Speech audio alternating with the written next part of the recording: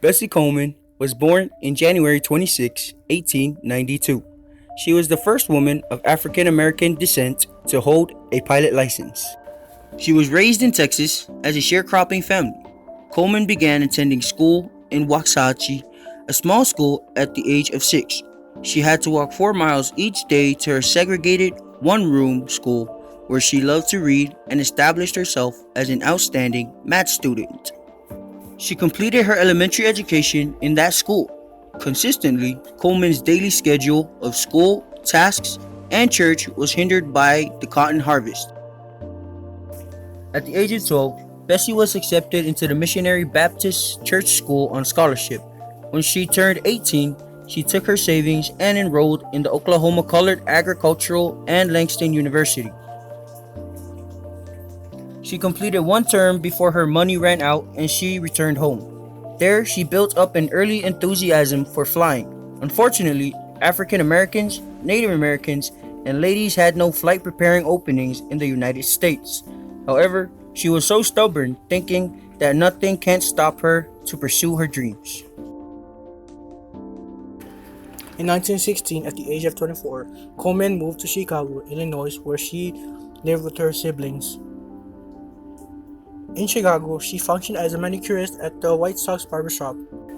There, she heard stories from pilots getting back from World War I of flying during the war. She accepted the second position at a chili parlor at a side of cash in order to become a pilot. As American flight school of the time considered neither ladies nor black, Robert Abbott, an author and the distributor of the Chicago Defender, urged her to study abroad. Abbott advanced Coleman's journey in his paper, and she got money-related sponsorship from banker Jesse Benga and the Defender. Coleman took a French language class at the Berlitz School in Chicago and afterward headed out to Paris on November 20, 1920, so she could win her pilot license. She figured out how to fly a Newport 82 biplane with a controlling framework that comprised of a vertical stick, the thickness of a slugger before the pilot, and a rudder bar under the pilot's feet.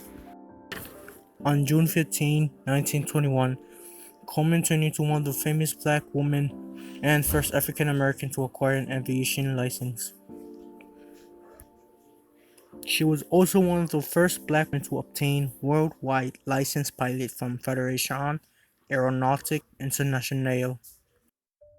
Resolved to clean her abilities, Coleman went through the following 2 months taking class from a French expert pilot close to Paris, and in September 1921, she sailed for America. She became a media sensation when she returned to the United States.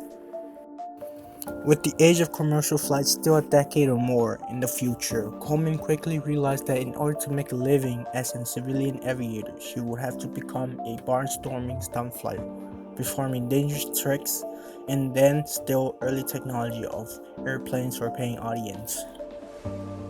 But to succeed in this highly competitive arena, she would need an advanced lesson and more extensive repertoire. Returning to Chicago, Coleman could not find anyone willing to teach her. So in February 1922, she sailed again for Europe. She spent the next 2 months in France completing an advanced course of aviation, then left in Netherlands to meet with Anthony Fokker, one of the most distinguished aircraft designers.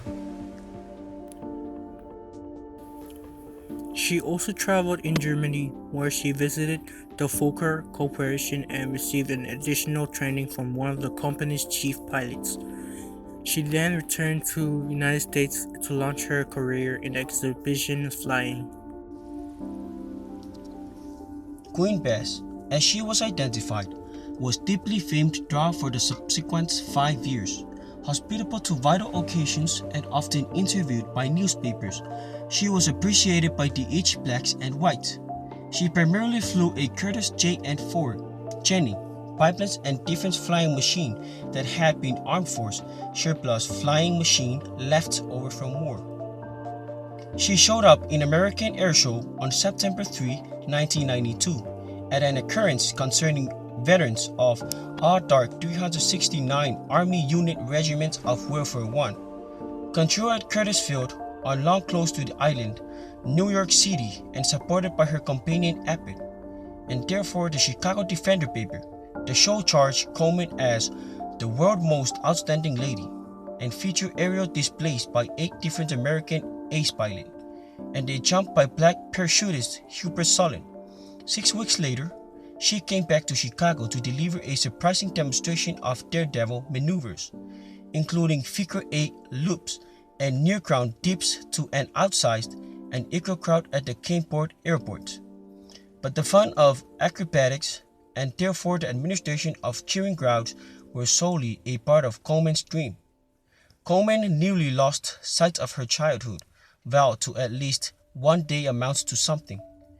As knowledgeable aviatrix, Coleman would typically be criticized by the press for her time-serving nature, and therefore the flamboyant vow she delivered to her exhibition flying.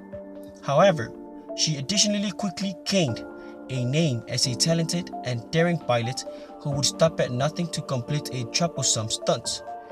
In Los Angeles, she broke a leg and 3 ribs when her plane stalled and crashed on February 22, 1923. Committed to promoting aviation and combating racism, Coleman spoke to audiences across the country concerning the pursuits of aviation and goals for African Americans. She fully refused to participate in aviation events that prohibited the attending of African Americans.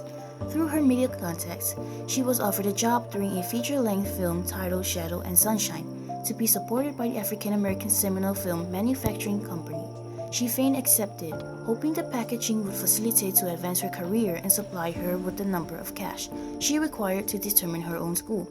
However, upon learning that the primary scene within the film needed her to look in tattered garments with a walking stick and gain her back, she refused to proceed. Clearly, Bessie walking off the film set was an announcement of principle. Opportunist though she was concerning her career, she was near associate opportunist concerning race. She had no intention of perpetuating the complimentary image most whites had of most blacks. Coleman would not live long enough to establish a school for young black aviators, but her pioneering achievements served as an inspiration for a generation of African American men and women. Coleman deserved to be one of the most admirable black Americans who fought against barriers. It is something that a prominent leader do with no hesitation. She refused to do setbacks because she knows that someone's gotta do it. From poverty to success, she knows what exactly needs to be done. She plans to achieve her dream by collecting little amount of cash from jobs so she can reach up to flight school at France so just to get a pilot license respite from suffering in an era of racial discrimination holds stronger. Bessie Coleman died with an act of heroism, leading young black Americans to a path of righteousness. She gave hope to black lives to fight back. She knows the consequences, but she still fights to pursue dreams. Her action was very remarkable that both black and white admired.